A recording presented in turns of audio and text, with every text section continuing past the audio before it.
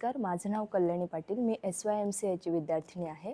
आज मी पुण्यश्लोक अहिल्यादेवी होळकर या पुस्तकाबद्दल माझा अभिप्राय सांगणार आहे. या पुस्तकाच्या मूळ लेखिका आहेत चिन्मयी मुळे आणि अनुवाद देविदास देशपांडे यांनी केलेला आहे. पुण्यश्लोक अहिल्यादेवी होळकर अदम्य चैतन्याची महाराणी या पुस्तकाचं नाव आहे. या पुस्तकात महान आणि आदर्श महिला शासक अहिल्याबाई होळकर यांच्या जीवन कार्याबद्दल सुंदर माहिती दिलेली आहे. या पुस्तकातून त्यांच्या साध्या जीवनशैलीबद्दल, न्यायप्रिय स्वभावाबद्दल आणि प्रजेसाठी केलेल्या कामांबद्दल कळते.